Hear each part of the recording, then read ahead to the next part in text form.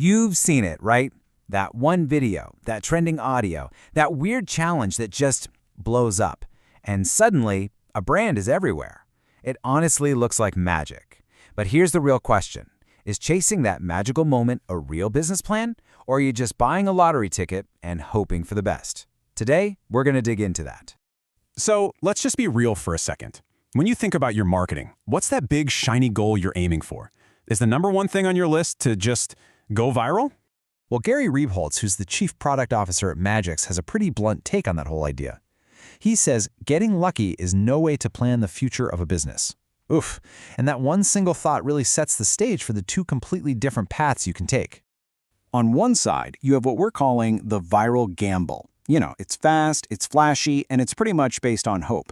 And then on the other side, you've got the strategic plan. This one is deliberate, it's focused, and it's actually built to last. So let's break down what really truly separates these two. First up, let's talk about the one that gets all the buzz, the viral gamble. This is the world of chasing trends, trying to game the algorithm, and just hoping, praying you catch lightning in a bottle for a split second of attention. This whole approach is built on what Gary Rebholz calls one of the most expensive myths in marketing. It's this belief that if you just keep pumping out more and more content, growth will just happen. But that is a really dangerous and, super costly assumption to make. So what does this gambler's approach actually look like? Well, it's all about relying on those lucky breaks. It's trying to copy what's already huge. You know, trying to be the next Mr. Beast. But by the time you do it, he's already on to the next thing. The message is usually pretty fuzzy because the real focus is on style over substance. And as launch strategist Steph Taylor points out, it's that classic reactive move. You open the doors to your product, and then you frantically try to build hype around it. And this brings us to a huge difference in mindset. It really all boils down to one simple question. What are you actually selling? Are you selling hype, or are you offering real, genuine help? And this is where you see a massive shift in focus. The viral gamble is all about the product. It's yelling, hey, look how cool my thing is. But the strategic plan, it's totally different. It focuses on educating the audience about the problem, which makes the customer the hero of the story, not your product. Look, your video can be hilarious. It can be stunningly beautiful or just crazy entertaining. But Gary Rebholz reminds us that if it doesn't deliver a clear message to a very specific group of people, it has completely failed as a marketing tool. Entertainment for entertainment's sake doesn't build a business. So here's the bottom line. The thing you have to get. Excitement is temporary. It doesn't sell things consistently. But making your audience feel truly understood and showing them you can solve a real, nagging problem they have, that is what builds trust, and that is what actually sells. Okay, so if the focus shifts from hype to help, it means the whole process behind it has to change too. We're talking about the difference between constantly reacting versus deliberately planning. And trust me, one of these is a race you are absolutely guaranteed to lose.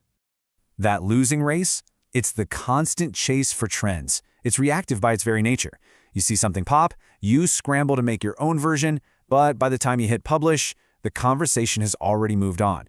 You are always playing catch-up, and you're never leading. So what's the alternative? Well, it's a disciplined, strategic process. It starts with what Steph Taylor calls validation. You know, actually confirming that people want and will pay for your solution. Then you get crystal clear on who your ideal customer is. From there, you build a solid, cross-functional plan. And, as a McKinsey analysis points out, you execute that plan with operational excellence. There's this really powerful analogy from a McKinsey source on biopharma launches. Think about it. The stakes of launching a new life-saving drug are so incredibly high that success depends entirely on a flawless, perfectly integrated plan. It really makes you wonder, right? If something that critical requires that much discipline, shouldn't your business, your livelihood, deserve the same kind of careful planning? When you embrace that kind of strategic discipline, the entire goal changes. You stop chasing raw, empty attention, and you start focusing on real, sustainable growth. And that means you have to start measuring what actually matters. So let me ask you, how do you really know if all your marketing effort is paying off? Are you looking at the numbers that build your business, or are you just getting distracted by those vanity metrics that feel good in the moment, but don't actually move the needle? You can see the difference so clearly when you look at the metrics.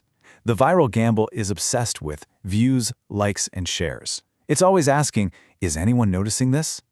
But the strategic plan looks so much deeper. It measures things like real user feedback and sales, and it asks a much more powerful question. Is this actually appreciated? And that appreciation, that lasting value, it comes from a very specific place. It's built when your customers feel genuinely supported. We're talking educational guides, helpful training videos, useful resources, not just a 15-second clip that made them laugh for a second before they scrolled on and forgot all about you. So the message, no matter which way you look at it, is incredibly consistent. If you want to build a business that actually lasts, you need a plan, not a bet. That is the only reliable path to long-term sustainable success. If you only take one single thing away from all of this, let it be this right here. Virality is a lottery ticket. I mean, it's an amazing stroke of luck if it happens, but it is a terrible financial plan. Strategy, on the other hand, is an investment. It compounds over time, building real, tangible value for your business. All right, so let's boil this all down. Here are your strategic takeaways. First, remember that video is just a delivery system. It's a tool. It is not a strategy in itself. Second, know your story and who you're telling it to before you even think about hitting record. Always validate your idea first and define that ideal customer. Educate your audience to build real trust. And please, measure what actually leads to growth, not just what grabs a little bit of attention for a day. So as you're planning your next move, ask yourself this one final crucial question. Are you trying to build a fleeting moment of fame, or are you trying to build a business that will actually last?